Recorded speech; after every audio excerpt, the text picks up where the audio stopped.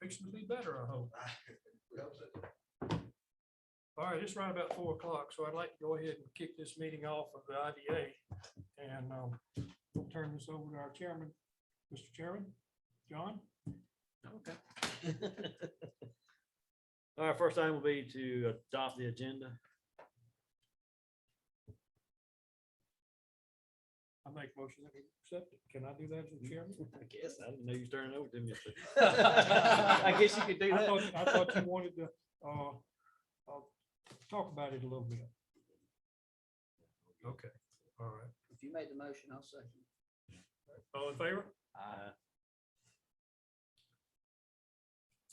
Next time we discuss and consider economic development bonds. I guess we're gonna let Daniel start us off here. Well, this has been a day that we've worked toward for a long time.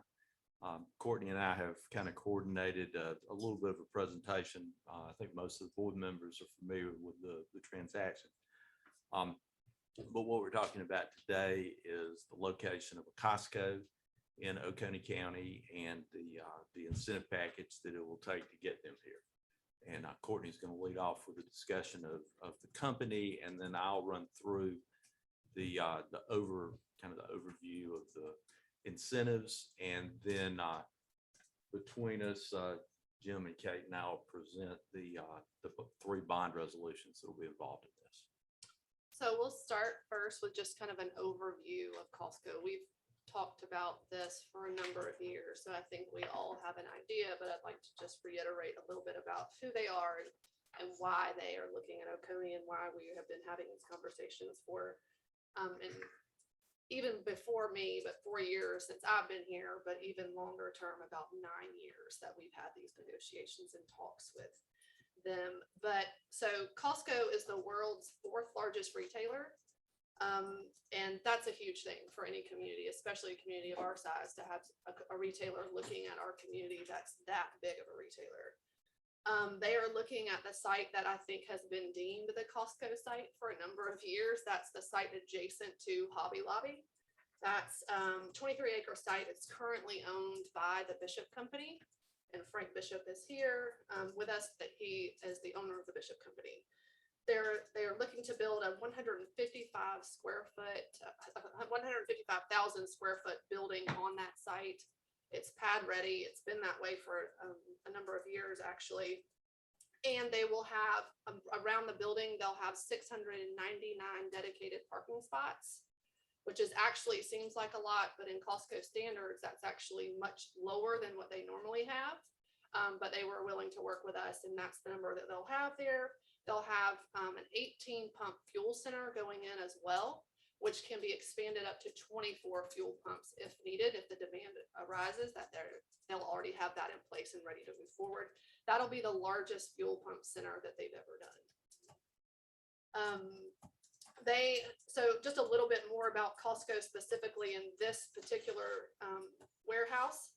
They're the 16th location in the state of Georgia, the 77th location in the Southeast region, and the 14th location in the greater metropolitan market. But they are a multi-billion-dollar global company with hundreds of stores across the country, or across the world.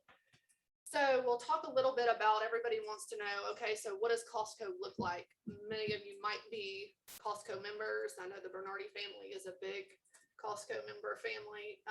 They are a warehouse company, but what makes Costco a little bit different is what the products that they house in their store, and also how they treat their employees. It's above average. It's really far and beyond what most retailers do.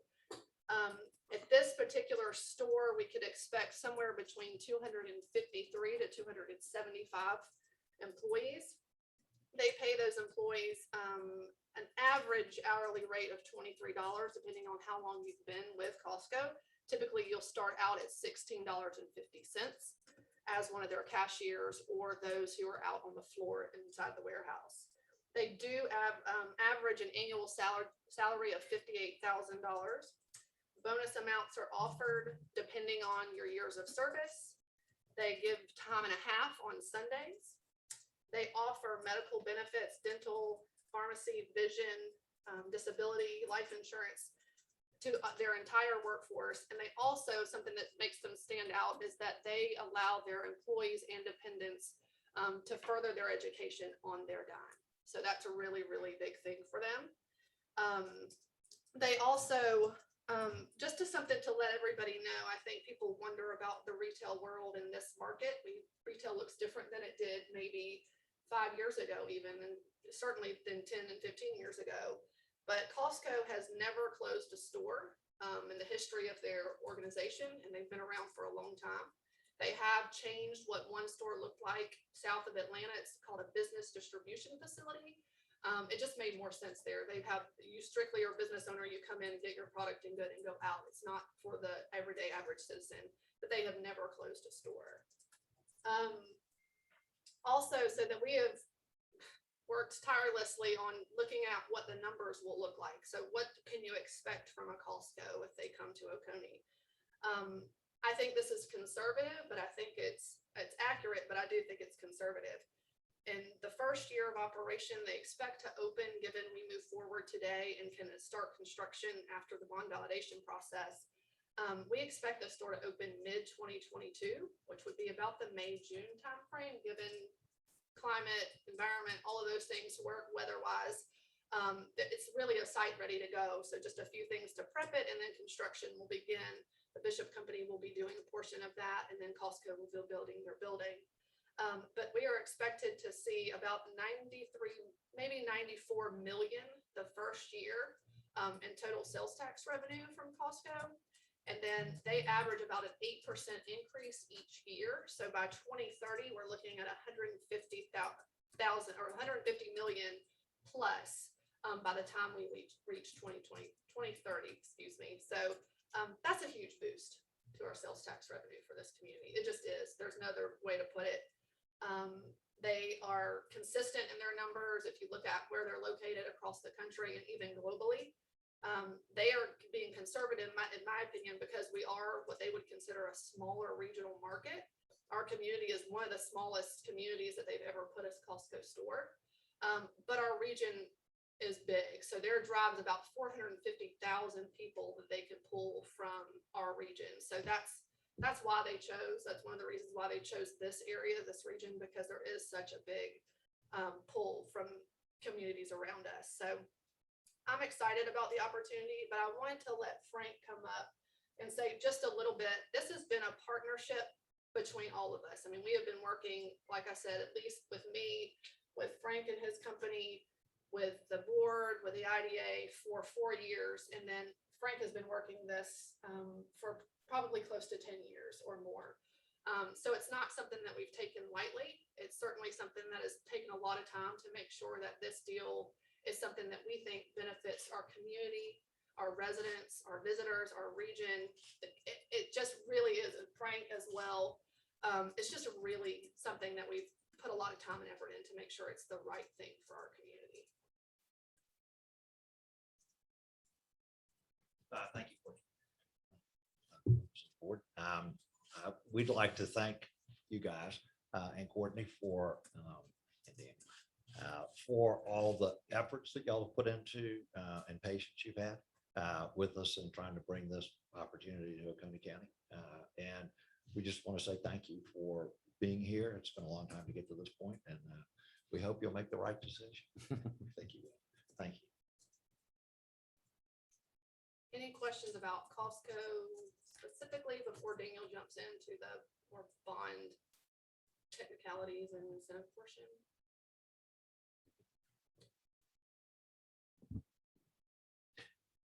So a couple of just comments on some of the things Courtney said before I start talking about the actual incentives. The numbers, the projected sales revenues were calculated by an independent group. Our investment bankers retained them. They have nothing to do with Costco. They're totally objective and independent. And so we have a good bit of confidence in the numbers that they came up with. And so that everybody hears us say it out loud, I'll round it up. Let's say $100 million in sales generates $1 million in SPLOST revenue, $1 million in lost revenue, $1 million in e-lost revenue. So that $100 million of sales equals 3 million. When it goes to 150 million in sales, that's 4.5 million. So that's kind of the order of magnitude we're talking about in income stream that would come to the county as a result of the taxes. But getting them is not going to be free.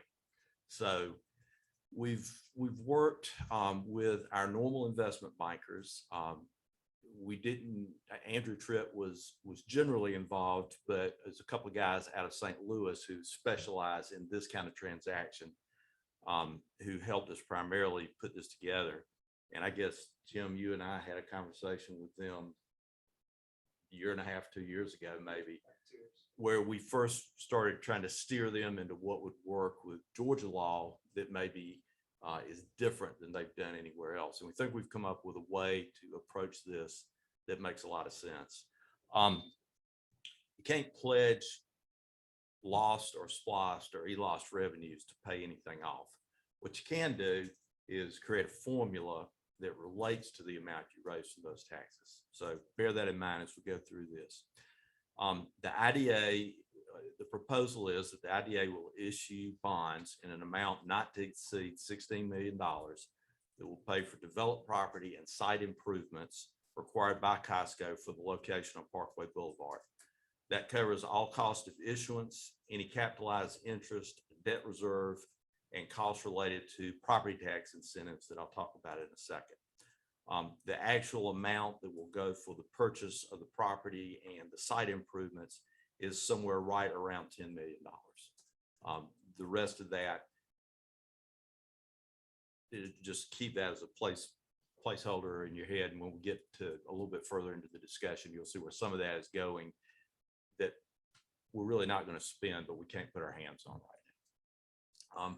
The county will make the payments on these bonds through a contract with the IDA. There'll be a final maturity not later than December 31st, 2048. Costco will pay for the construction of the building. What we're talking about is site improvements and the property itself. Now, here's the important part. The county's legal limitation of what it owes on these bonds will be an amount equal to the revenue generated by the local option sales tax. So we're not pledging local option sales tax, but in the bond documents, it says specifically and without any equivocation, we do not have to pay more than the amount generated by lost. So $3 million income stream on $100 million sales. And bear in mind, loss is a little different, but we're rounding to the number, so this discussion's easier. $3 million comes in, we commit $1 million of that to paying back the bonds. Roughly speaking, we'd be looking at 16 years, and the county gets $1 million in SPLOST, Board of Education gets $1 million in ELOST. If the proposed T-SPLOST passes, that's another $1 million. The county, one kind of side note, municipalities that receive loss, that's Bogart and Watkinsville, will get their share of lost. We're only talking about the county's commitment of lost. And all the municipalities will get their share of the SPLOST money out of this. If Costco moves, the IDA and the county have no obligation to make further bond payments. If they close the door, no obligation to make bond payments.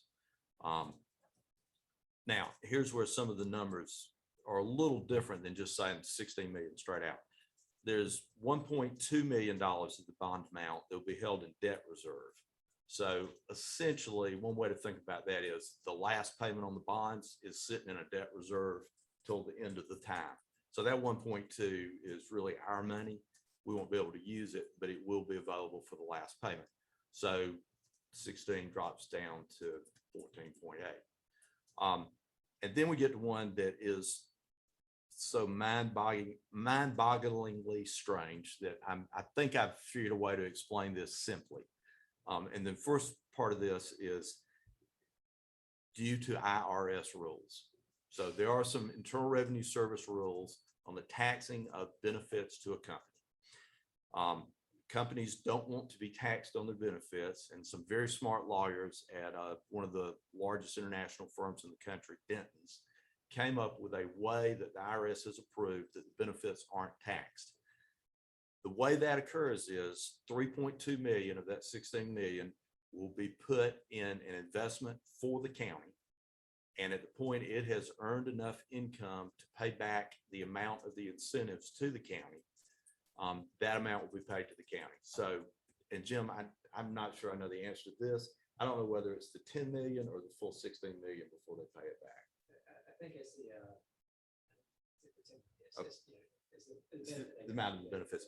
So at some point, 30, 40, 50 years from now, the county gets a big check. And the IRS kind of legal fiction on this is because the county gets paid back the money, it really wasn't incentive, it was really a loan. So strange rules. I would never have guessed that would work, but the IRS has given a letter of opinion that that is valid. And we've gotten everybody that we could think of to look at it. And this has only been done for about a year or two. So the 3.2 comes off of the 14.8 and you're down to about 11.6. So that's the real number, 11.6 million. All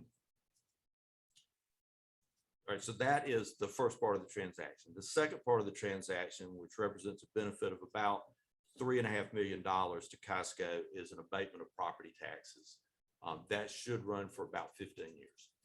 So we'll abate real property taxes, we'll abate personal property taxes, and Jim's going to tell me there's no such thing as tax abatement in Georgia, and there's not, but because the Development Authority will own all of this, there's no taxes on it, and Costco is committing to make payments.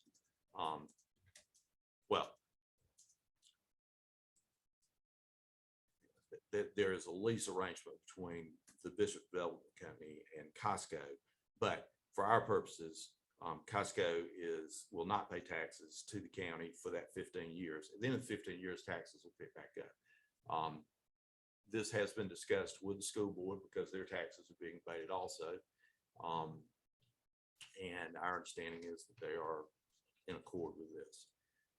So 3 resolutions. The first is the approval of the bond resolution to borrow an amount not to exceed $16 million. The second is to approve the real property tax incentive resolution. And the third is to approve the personal property tax incentive. We had to do this separately because of the way Costco owns their assets, and the personal property is not going to be owned exactly the same way as the real property.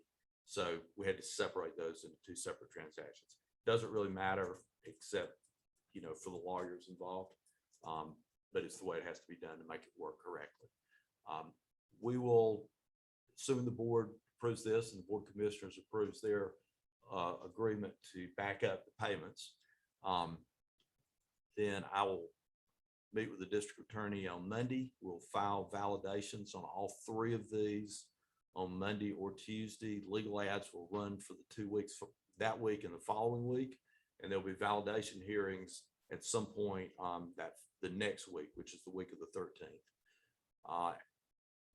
While all that is going on, Stiefel will be doing its best to market these bonds. They'll be putting everything together. We'll be working on closing documents, and we'll be coming back to the IDA and the Board of Commissioners sometime mid-September, or maybe the 4th week in September, with finalized documents. But this allows us to get the validation going so that we can actually have a closing after this is validated. It's a lot of words. I hope it made sense. I think so. Jim, is there anything you want to add to that? That's it. Yes, basically, the price of bonds will come back for a second meeting to finalize the interest rate. So the interest rate is not exceeded right now, but we'll go out to the market. Steve will underwrite the bonds and we'll present to both the authority and the county. And Steve will present those. Here's what the interest rate is, and we'll approve the final terms and approve this final terms so that we're going to close it by 2 weeks later. So this is just the first step. It allows us to go out to the market. And we'll go back to the final terms.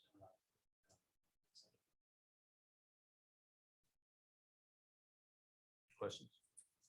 Do you know when they anticipate coming back? So I think that they're working on the offering document. They have their own counsel most of these types of transactions. And they're drafting it now, so they're looking to probably price towards the end of September. So they'll give us a more firm calendar date, but probably third or fourth week of September, which allows us to close,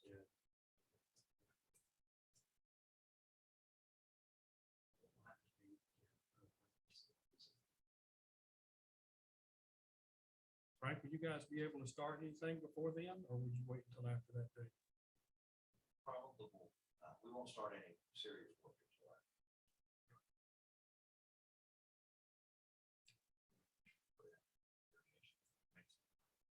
Erosion control. It has to be installed, it has to be inspected.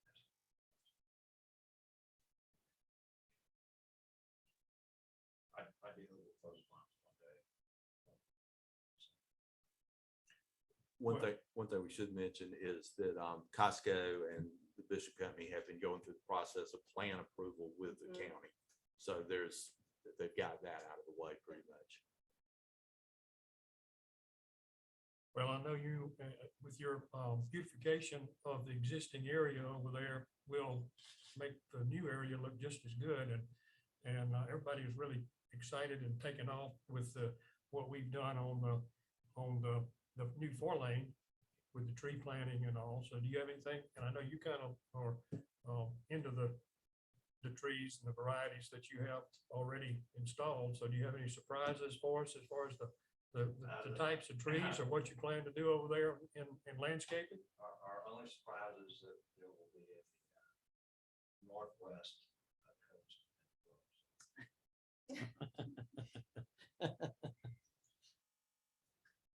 Daniel, I don't have any other questions.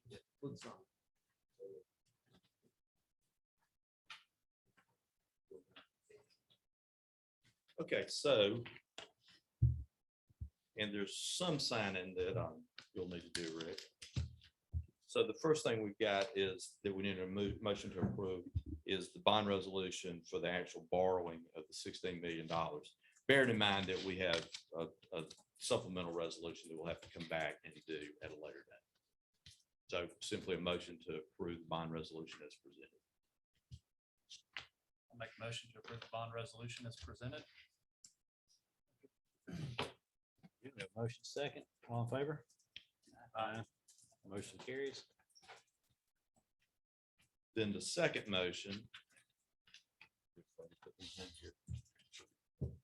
would be to approve a resolution of the Oconee Industrial Development Authority authorizing the issuance of not more than $37 million for the purpose of bonds. These aren't real bonds, of course. It's a fan of bonds. There's no no financial obligation for the purpose of offering the real property tax incentives to Costco. So approve the resolution as presented. So moved. Second. Motion second, any discussion? All in favor? Aye. Motion carries. And then the third one is the equipment. And we didn't talk about this in here, but equipment's a pretty big deal with Costco because of the way they rack everything. So we were talking about this earlier today. They don't actually have a back part of their building. Everything that they have for sale is visible in the building in this racking system that they have.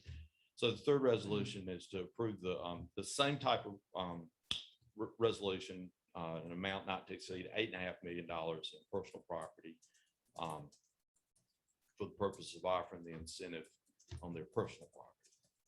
So approval of the resolution as presented. So moved. Second. Motion second, any discussion? All in favor? Aye. Motion carries. Is that all we got to do? That is all we got to do except some signing with Rick. Who is the secretary now? So, well, as mentioned, this has been going on for a very long time, probably back to 2009, and just a lot of time and effort went into it. It's a good program. Costco is a good employer, so we're really excited. That's kind of one of the major things in my mind is how they treat their employees and what this is going to do for some good jobs here. So With that, we'll entertain a motion to adjourn. So moved. Second. We are adjourned. Thank you.